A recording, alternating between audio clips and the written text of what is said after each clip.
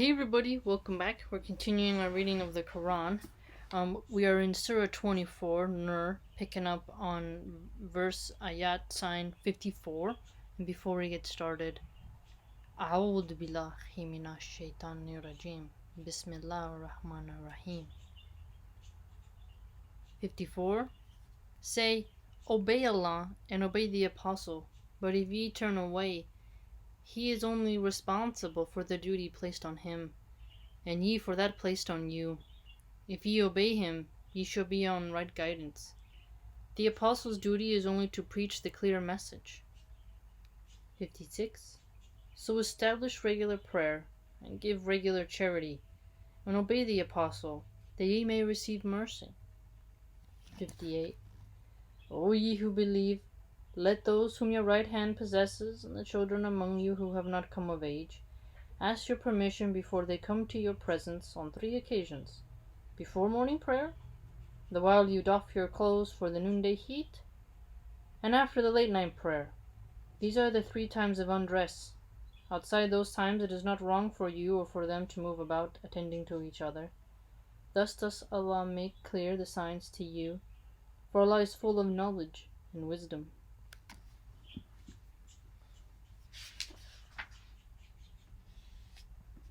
(61) The last 2 sentences. But if ye enter houses, salute each other, a greeting of blessing and purity as from Allah. Thus does Allah make clear the signs to you, that ye may understand. So you say, Assalamu alaikum wa rahmatullahi wa barakatuh. 64. Well doth he know what ye are intent upon, and one day they will be brought back to him, and he will tell them the truth of what they did, for Allah doth know all things. Yeah, intent is something that I'm thankful the Creator can know, because I try to feel people's intent when they talk. You have to, it's a survival method. Women really have to learn in this new age really how to look at someone's intent. Really, because it's getting kind of weird out there. You know what I mean? It's getting kind of weird. People are becoming more weird, and they have weird intentions. I've gotten into a lot of situations where someone's intentions came out, and I was just like, I should have seen that coming. Right? Okay, now we're in Furqan, or the criterion. In the name of Allah, most gracious, most merciful.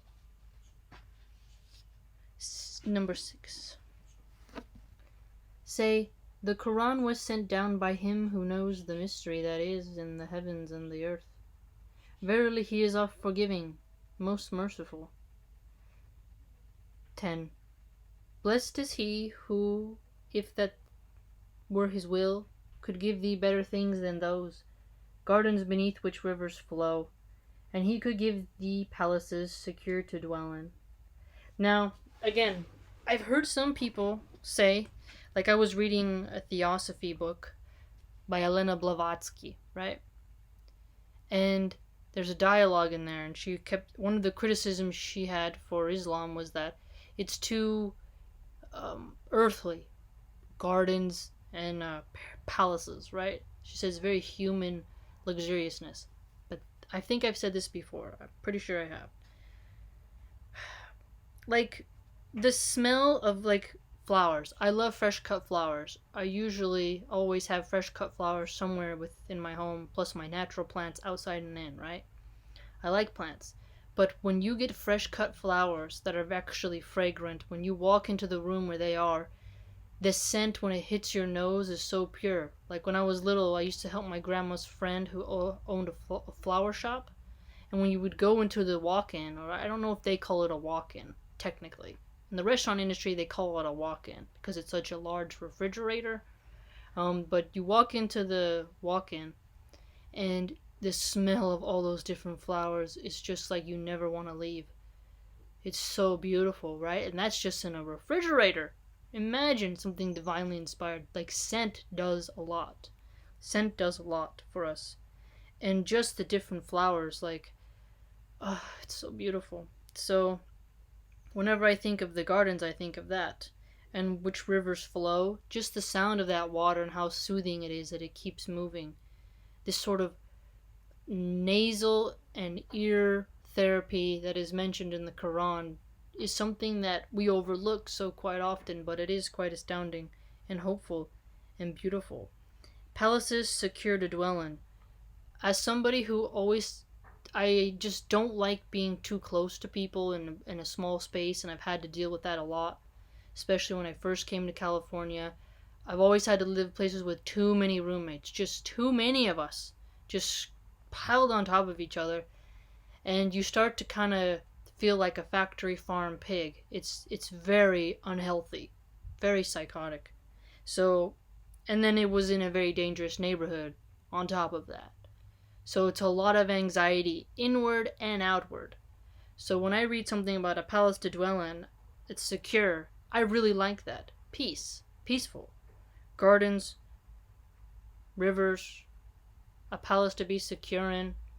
These are things that, although they might be different when we enter into a new dimension, because they'll be things we've never seen before, things that we don't even know exist, still, the feelings we can attach to such things and emotions can help us have an insight to what lies ahead if we do good, right? So when I hear that, I really like it, especially now when private property rights are getting overridden and there's dangers in the streets. I value knowing that there will be some hope if I earn it, that I won't have to deal with the anxious pressure by living in dangerous areas in a dangerous state, right? I think many of us can agree with that. So when I hear that, when I read it from the Theosophists, I have good things to relate back to them. That's why it's beneficial to read the Quran. Another one of the many reasons. 17. The day he will gather them together as well as those whom they worship besides Allah. He will ask, was it ye who led these my servants astray? Or did they stray from the path themselves? Now this is another interesting aspect, is that you'll be questioned for who you led astray.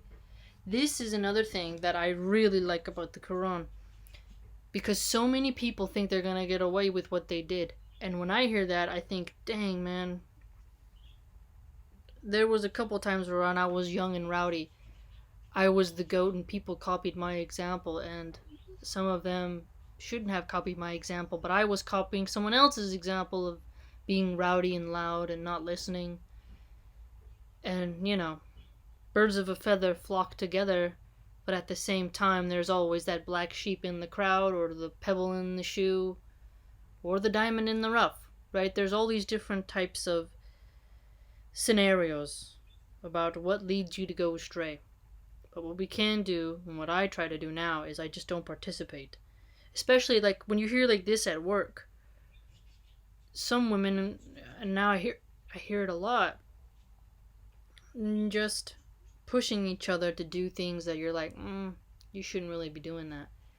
Now it seems like there's just like, okay, let me rewind.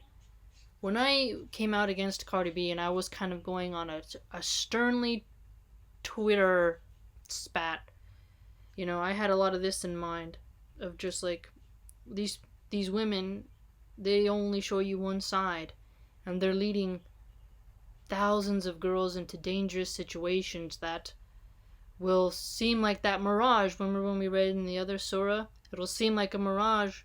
You get up there, well, it is a mirage, but it'll seem like some type of paradise situation that you went into because someone led you to do it.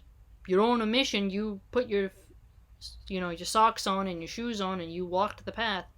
But them sort of poking you or coaxing you to engage in that activity is something that will both lead to you being questioned and the person who led you to be questioned. So I try now and like, no. So gangbangers, you got a lot to think about, right? You got a lot to think about. I think in the prison populations, when the Muslims go in there to try to talk to the inmates, this would be a powerful one to throw at them. Well, not throw at them, but to, explain to them. When you get out of that prison cell, you're going to change. You're going to lead people to do different. Because those whom you lead astray will become, a count against you. The OGs telling the peewees to do crimes. You'll be held accountable. You're not just going to get away with it. Even though you don't see someone recording, your hands and your tongue recording what you do.